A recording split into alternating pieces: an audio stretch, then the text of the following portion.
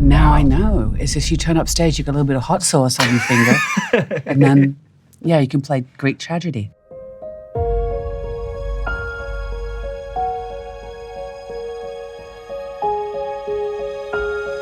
Hey, what's going on, everybody? For First We Feast, I'm Sean Evans, and you're watching Hot Ones. It's the show with hot questions and even hotter wings. And today we're joined by Cate Blanchett. She's one of the most decorated and accomplished actors of our generation with a resume that includes more than 70 films and 20-plus theater productions, along with countless awards, including multiple Oscars. Her latest project, though, is the Todd Field-written and directed psychological drama Tar, which opens in select theaters beginning October 7th, with a wider release scheduled for later this month on October 28th. Cate Blanchett, welcome to the show. Thank you. Before we get started, how are you around spicy food and what's going through your mind as we prepare to take on the Hot Ones challenge? I'm really scared, but I guess it's probably the closest you'll ever get to knowing what menopause feels like. So I've been through it. So and spicy food I love, but I'm really sweating already. I'm getting anticipatory anxiety. Okay, layer one gone. The layers are coming off. That means we're ready to go.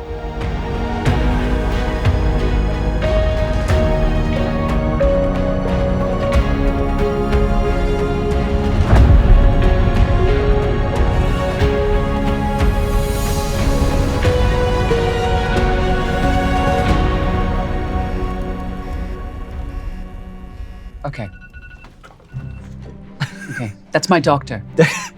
Okay. Ready?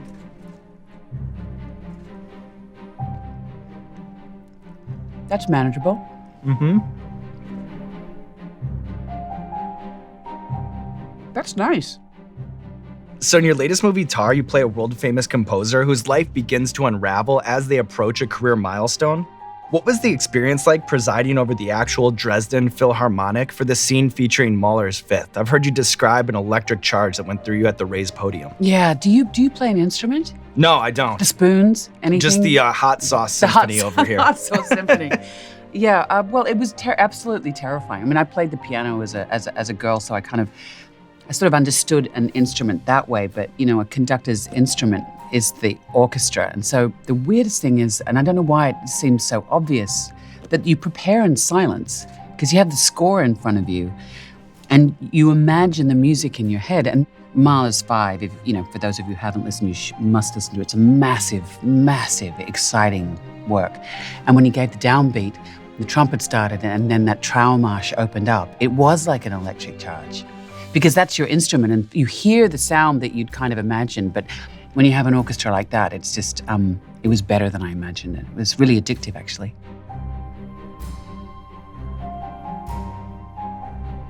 Any suggestions? Upper, lower lip? Just dive in. That's Ask questions quite later. Different. Mm-hmm. That's very sweet. See? That doesn't do, the other one was Had a little more of a kick. One. See, I wasn't joking, though, about the hot sauce symphony. Look, you're conducting right now, yeah. Right.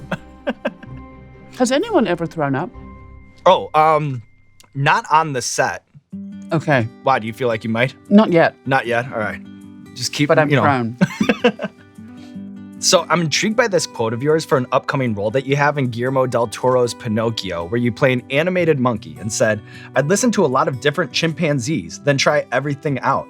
How does finding the right tone for an animated monkey, how, if at all, does it compare to mastering a regional dialect or the many accents that you've taken on throughout your career? From which forest did I choose the actual chimpanzee? It was kind of a melange of a lot of different chimps. But if you listen to a lot of chimps, they do sound very different, depending on their age. And then you just get in there and work out what makes Guillermo laugh. And yeah, that's what I did. Because you have to, because they make so that was, it was a bit like I had to do a bit of opera warm-up. Yeah, to get stress into my test. Stress test, yeah. So it wasn't tedious, but it was taxing. Because, you get into the booth and it's like hour after hour of, yeah. Okay, Pico Rico even.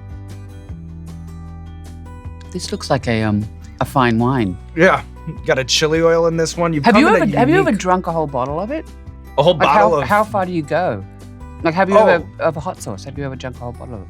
No, but you know what I did do is I ate a Carolina Reaper, which is the hottest pepper in the world. So just like taking the pepper and just eating it straight. I did that one time, and that's probably more extreme than like chugging a bottle.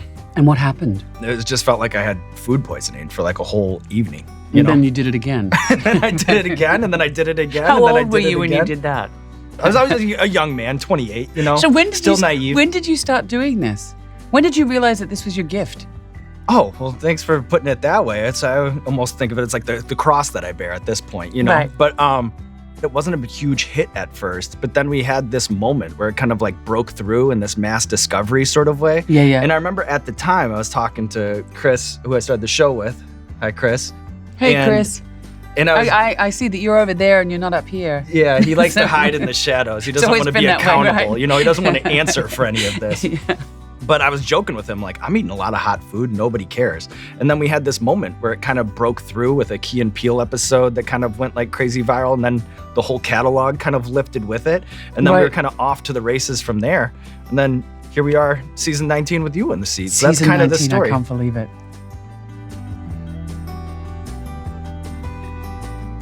Well, has anyone ever just stopped right at the beginning? It's crazy. We've done like 300 episodes of this, and maybe only like 15 or 16 people have stopped before the end, which is No pressure. no problem. I'm not trying to lead the witness or put any pressure on Okay. you about that. When we had Elijah Wood on the show, he gave us a crash course in forced perspective. What was the piece of cinematic wizardry that blew your mind the most when you saw it in action on set of Lord of the Rings? I think it was what Peter Jackson was called, and I'm sure they're being used a lot now, is a split frame diopter. It's something they do with the lens so that you can hold two people of monumentally different sizes in the same frame.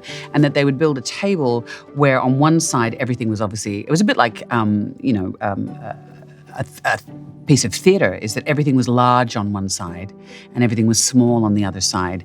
But there was something to do with the lens where they were able to hold them, a bit like a kind of a funhouse mirror, which was really incredible because it was done in camera, which was pretty cool. Because a lot of that stuff, and I think you can feel it when it's all done in post. I love it when those tricks are done in camera.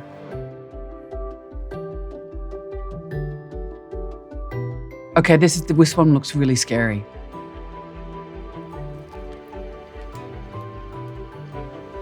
I like that one. Me too. Do you cook? Not often, but you should see me order off a menu. I'm great. I'd ordered that one. That's great. Yeah. So I love this quote of yours. Theater is all about foyers and conversation and digesting what you've seen. What's the role of the theater itself and how audience receive and digest plays? And then out of curiosity, is there a theater that stands out in your memory as just having like the best foyer? One of my first jobs was in Australia, a lot of the theatres are found spaces. So one was in a tomato sauce factory, and another one was in a stable. And so the actual dressing room was literally as big as these two tables put together, and I was in a cast of 12, and so it was pretty tight. And the downstairs was, you literally kind of had to climb a ladder to get up to the theatre, and that was great. The old stable was pretty cool.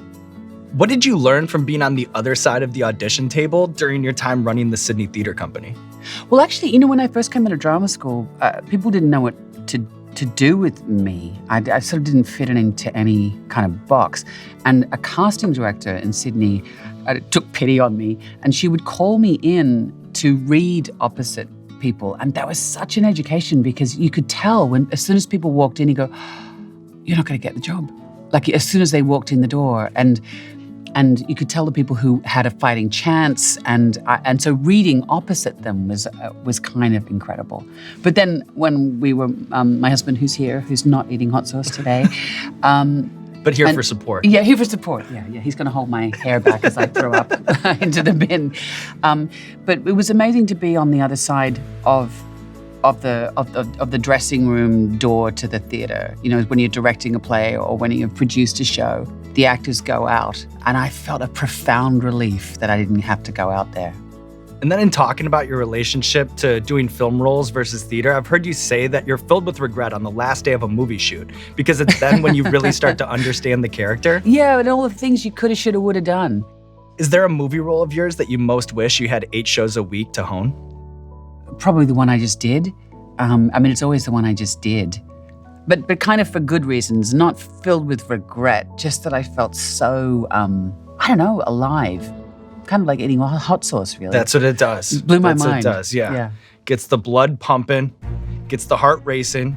And on the topic, are you ready to move on here to sauce number 6? Okay.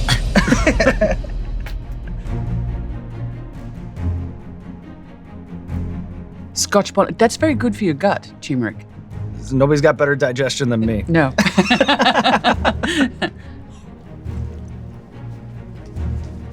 That's the Scotch bonnet. Kind of a deeper burn here. Which was a bigger challenge for you in your preparation for your Oscar award-winning performance as Katharine Hepburn in The Aviator? Was it learning to play tennis or taking cold showers? Tennis was a homecoming because I used to play a lot of tennis when I was a girl. And we were filming in Montreal, so we joined the oldest tennis club. Now it's starting to get hot. Yeah. The oldest tennis club in Montreal, and you had to wear all whites. So it's a pressure when you're playing in a club because everyone takes it really seriously. It's a bit like golf. Do you play golf? No. There's one thing. It's like I don't understand leaf blowers and I don't understand golf. Well, yeah, now I'm interested. Moving What do you leaves not from like one about place to another, only for them to be blown back again, and then you go, oh, I'm going to blow them again. Like the gardeners, I mean, their faces, they know that what they're doing is stupid. It's bad. It's when you can't breathe in. I know. We're at that point in the show.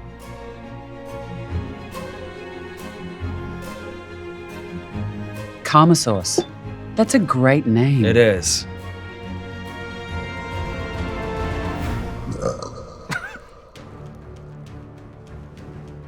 I'm taking smaller and smaller bites. That's how it goes. That's how it goes on this show. That's sweet too.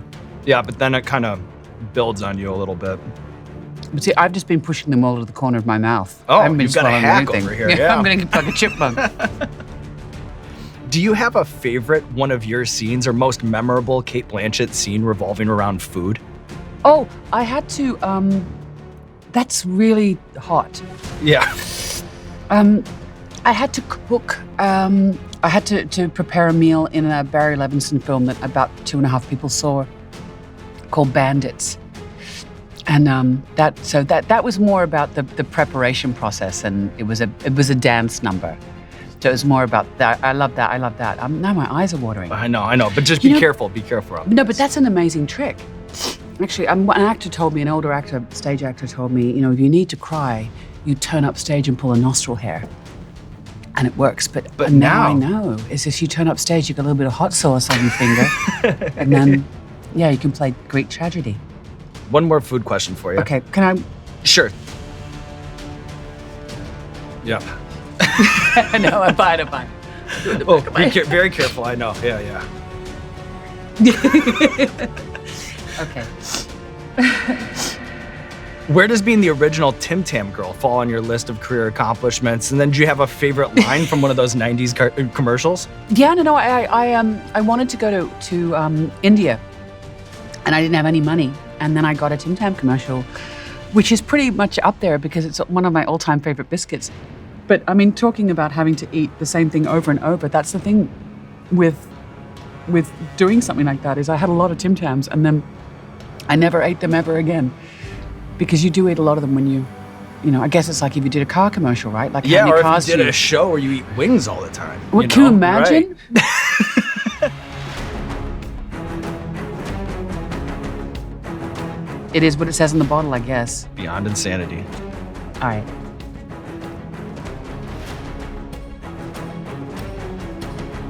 It hasn't kicked in yet. Maybe it won't. Maybe. It's like it hurt. It's when you talk and eat at the same time. Right. It's like your parents always say, don't talk and eat at the same time. There's a reason for that. Yeah. So with Halloween right around the corner, I think it's a good time to lean into your affection for the horror genre. Once saying, yes, I love being terrified. It used to be a badge of honor if you could sit through Halloween 2. Off the top of your head and without thinking about it too much, what is like your scariest quintessential movie that you have to watch during Halloween? I think it'd have to be something by Sam Raimi. It'd have to be Evil Dead. The thing that makes me scream in magic tricks. Like if you were to pull a card out of a lemon right now or anything like that, or make an airplane disappear, which one magician told me the other day that he could do. I mean, they always talk big, right? Right. But yeah, I made a Learjet disappear. I was like, oh, did you? I'm so gullible. Magic tricks. That's what makes me scream. I think one of the scariest movies I've ever seen is the original version of The Ring. We got so scared. We were in the house by ourselves. We got so scared back in the day of VHS that we turned the sound down, and then we watched it fast forwarded, and we were still shitting our pants. But that's how scary it was. But there was no blood. I don't actually know what the film was about, but it was terrifying.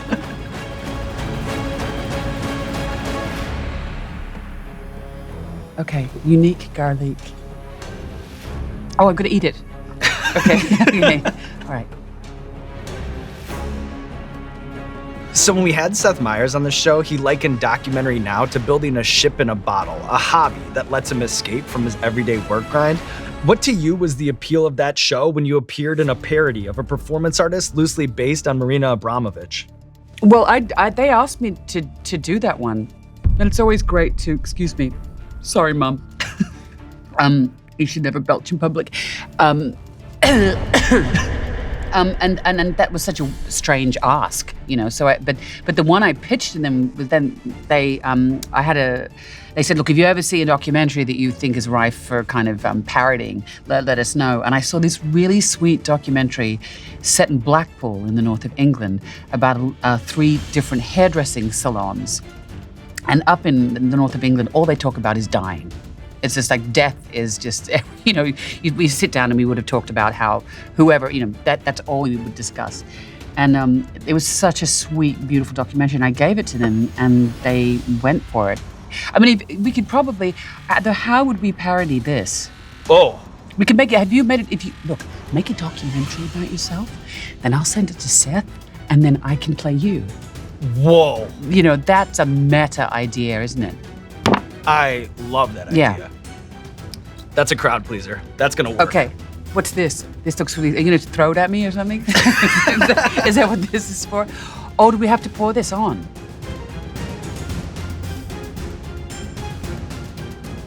Oh, now you're just showing off. But I didn't want to do that. I didn't mean to do that. All right. So this is the moment where I could actually throw up. No, it's the moment that will forever live in glory. Okay, cheers. Cheers. Cheers, big ears.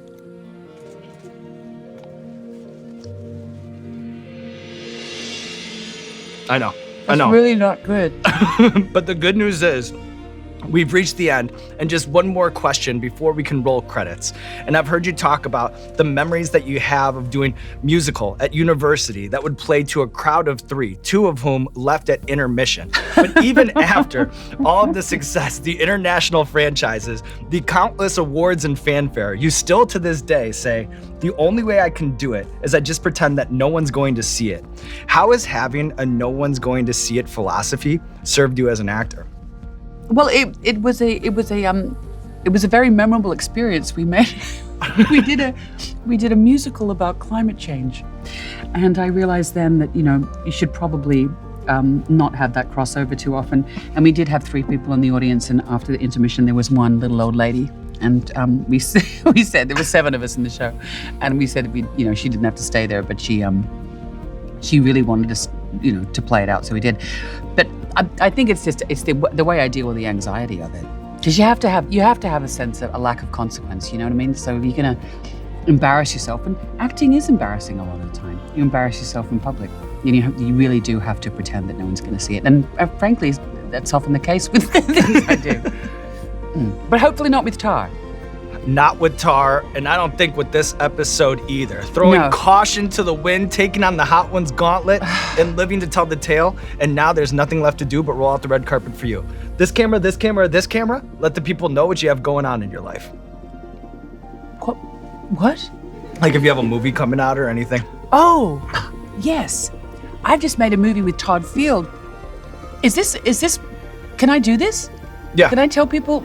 Go ahead. I'm not going to tell you anything except that you have to go and see Tar, Todd Field's film about a conductor I play a conductor of a major symphony orchestra. whose past catches up with her. It's not a horror movie, but she is haunted by a lot of ghosts. And the sound is incredible. Hilda Gunnadottir, who did the score for Joker's done the composition that I played. It's amazing. Nina, the great Nina Hoss, one of the great actresses. We play husband and wife, and it's amazing.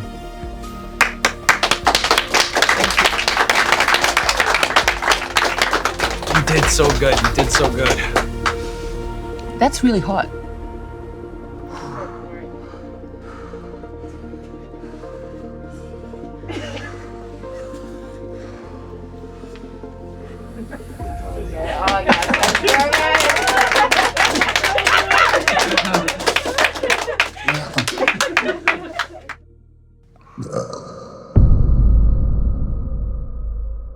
Hot Ones fans, thank you so much for watching today's video. If you want to get your hands on the season 19 Hot Ones Hot Sauce Gauntlet, boy do I have good news for you. Just visit heatness.com, heatness.com. That's heatness.com to get your hands on the 10-pack, the season 19 Hot Ones 10-pack. Hot Ones in a box delivered right to your door. I highly recommend it. It's delicious. I eat it every week.